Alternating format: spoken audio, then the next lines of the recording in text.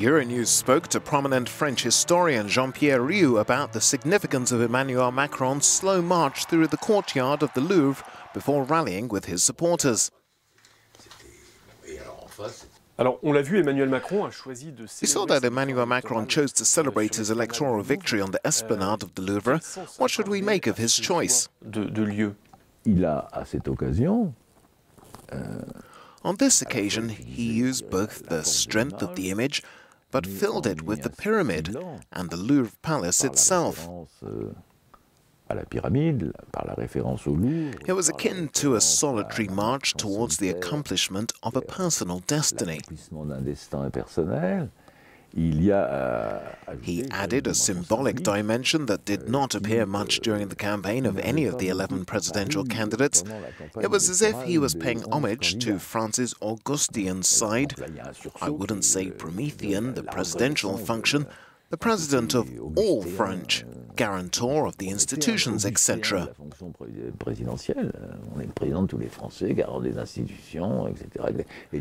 And the holder of the nuclear fire. Finally, there's something extremely important that must be translated. There's a symbolism that mimics Mitterrand's walk to the Pantheon, but there's no rose in his hand. Emmanuel Macron joined the Victory in Europe commemoration ceremonies of May the 8th, 1945. It's an extremely important date in history. He was invited by President Hollande. Will Macron's presence give him some sort of historical importance or protection the day after his election? He's assured some gravity because of the office of president.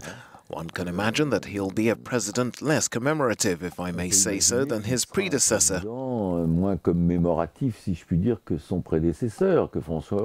François Hollande made a very public point of commemorating everything.